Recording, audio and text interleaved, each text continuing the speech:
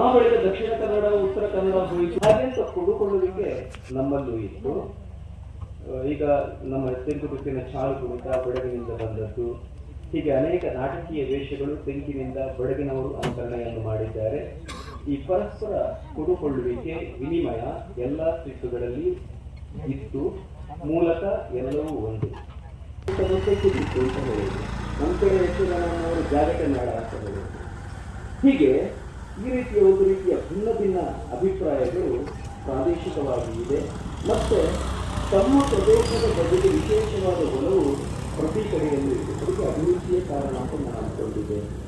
ಒಂದು ಕಾಲದಲ್ಲಿ ಬಹಳ ಕಷ್ಟಪಟ್ಟು ನಮ್ಮ ಕಲಾವಿದರು, ಹೆಚ್ಚಾಗಿ ಹಿಂದುಳಿದ ಕಲಾವಿದರು, ಈ ಬಡಗುತಿಟ್ಟಿನ ಕಡೆ ನೋಡಿದರೆ ಮೊಗವೀರರು, ಗಾಣಿಗರು, ನಾಯಕರು ಇವರೆಲ್ಲ ಈ ಯಕ್ಷಗಾನದಲ್ಲಿ ತುಂಬ ದುಡಿದಿದ್ದಾರೆ ಅಂತ ನಾನು ಗ್ರಹಿಸ್ತೇನೆ. ಉತ್ತರ ಕನ್ನಡದ ಕಡೆಗೆ ಹೋದರೆ ನಾಮಧಾರಿ ಸಮಾಜದವರು, ಬ್ರಾಹ್ಮಣರು ಬರುವ ಮುಂದೆ, ಹಳ್ಳಿ ಹಿತ್ತಲು ಸದಾನಂದ ಗೌಡ ಬರುವ ಮೊದಲು, ಅಂದರೆ 1850 ಮೊದಲು ಎಲ್ಲ ಇದ್ದದ್ದು ನಾಮಧಾರಿ ಕಲಾವಿದರು. ಶಿವರಾಮ್ ಹೆಗಡೆ ಅಂತವರು ಕೂಡ ಅನೇಕ ಕಲಾವಿದರನ್ನು ಹೊಗಳಿದ್ದಾರೆ.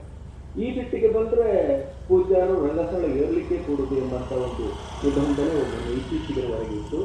ನಮ್ಮ ಕಡೆ ಅಷ್ಟೊಂದು ಕಲಾವಿದರೇ ಇಲ್ಲ. ನಮ್ಮ ಕಡೆ ಯಾರು ಕೊಡಲಿ ಲೋಕಯ್ಯ, ಬಳಿಕ ಕಡಬ ಶಾಂತಪ್ಪ, ಹೀಗೆಲ್ಲ ಬೆರಳಿಕೆ ಒಬ್ಬಿಬ್ಬರನ್ನು ನೋಡಿದರೆ ಕಲಾವಿದರೇ ಇಲ್ಲ. ಒಂದು ಹಂತದಲ್ಲಿ ಅಲ್ಲಿ ಬೆಳೆಸಿದ್ದಾರೆ. ಇಲ್ಲಿಯೂ ಕೂಡ ನಿಷೇಧಕ್ಕೆ ಒಳಪಟ್ಟರು. ಗೋಳಿಗರಡಿ ಮೇಳ ಅದನ್ನು ಮಾಡಿ ಅವರು ತಮ್ಮ ಕಲಾ ಪ್ರೌಢಿಮೆಯನ್ನು ನಡೆಸಿದ್ದಾರೆ.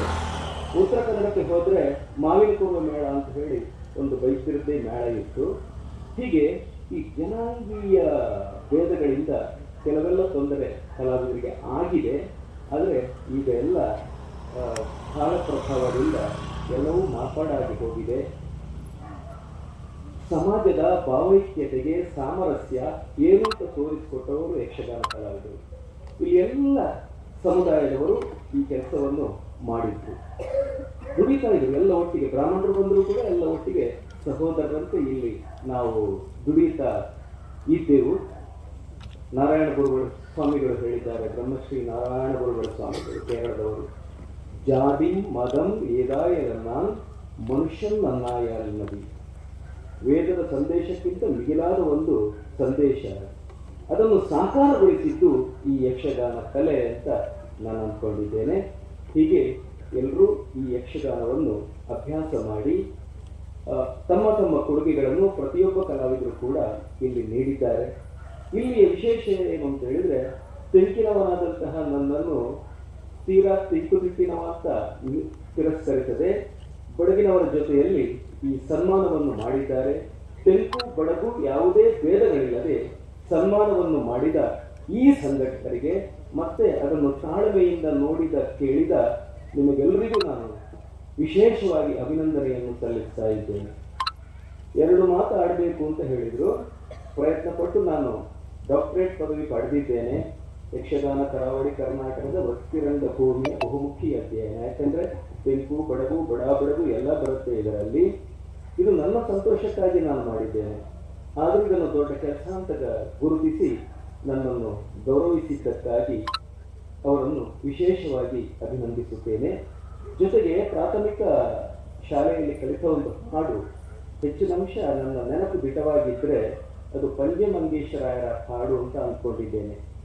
ಮೂಡುವನು ರವಿ ಮೂಡುವನು, ಕತ್ತಲೊಡನೆ ಜಗಳ ಆಡುವನು, ಏರುವನು ರವಿ ಏರುವನು, ಬಾನಲ್ಲಿ ಸಣ್ಣಗೆ ತೋರುವನು, ಸಾರುವನು ರವಿ ಸಾರುವನು, ಏರಿದವನು ಚಿಕ್ಕವನಿರಬೇಕೆಂಬ ತತ್ವವನ್ನು ಸಾರುವನು. ತುಂಬ ಚೆನ್ನಾಗಿದೆ ಆ ಹಾಡು. ಈ ಬದುಕಿನಲ್ಲಿ ನಾವು ಏರಬೇಕಿದ್ರೆ ತುಂಬ ಸಂಕಷ್ಟಗಳು, ಸೂರ್ಯ ಕೂಡ ಕತ್ತಲೆಗಳಲ್ಲಿ ಜಗಳ ಮಾಡಬೇಕಾಗುತ್ತೆ. ಹಾಗೆ ನಾವು ತುಂಬ ಎಡರುತೊಡರುಗಳನ್ನು, ಸಂಘರ್ಷಗಳನ್ನು ಎದುರೇ ದಾರಿಗೆ ಹಾಕಿದ ಕಲ್ಲು ಮುಳ್ಳುಗಳು ಇದನ್ನೆಲ್ಲ ಹೆಕ್ಕಿ ಮುಂದೆ ಮುಂದೆ ಬರಬೇಕಿದ್ರೆ ಇಷ್ಟು ಕಾಲ ಆಯಿತು. ಅದು ಸಹಜವೇ ಹೇಳುವ ಸಾಧನೆಯ ಹಾದಿಯಲ್ಲಿ. ಆ ಬಳಿಕ ಡಾಕ್ಟರೇಟ್ ಪದವಿ ಸಿಕ್ಕಿದೆ. ನಾನು ಎಷ್ಟು ಎತ್ತರಕ್ಕೆ ಇದ್ರೂ ಕೂಡ ನಾನು ಚಿಕ್ಕವನಾಗಿರಬೇಕು ಅಂತ ಭಾವಿಸ್ತೇನೆ. ವಿಭೀಷಣ ತಪಸ್ಸು ಮಾಡಿ ವರ ಪಡೆಯುವಾಗ ನಿನಗೇನು ಬೇಕು ಅಂತ ಕೇಳುವಾಗ ಅವ್ರು ಹೇಳ್ತಾನಂತೆ, ಯಾವ ಕಾಲದಲ್ಲೂ ನನ್ನ ಧರ್ಮ ಪ್ರಜ್ಞೆ ಜಾಗೃತವಾಗಿರಲಿ, ಧರ್ಮದಿಂದ ನಾನು ವಿಮುಖನಾಗದಂತಾಗಲಿ ಅಂತ ವರ ಬೇಡ್ತಾನಂತೆ. ಹಾಗೆ ನಾನು ಈ ಕಲಾಮಾತೆಯಲ್ಲಿ ಹೊರಬೀಳ್ತೇನೆ. ನಾನು ಈ ಕಲಾಲೋಕದಲ್ಲಿ ಎಲ್ಲರಿಗಿಂತಲೂ ಚಿಕ್ಕವನಾಗಿಯೇ ಇರುವಂತೆ ಅನುಗ್ರಹ ಮಾಡುವುದು. ಇದು ನನ್ನ ಒಂದು ಮಾತಾದರೆ, ಇವತ್ತು ನಾವು ಕಲಾವಿದರು ಎಲ್ಲರೂ ಕೂಡ ಬಂಗಾರದ ಬಟ್ಟಲಲ್ಲಿ ಊಟ ಮಾಡ್ತಾ ಇದ್ದೇವೆ, ಅಂದರೆ ಅಷ್ಟು ಸಮೃದ್ಧಿ ಇದೆ.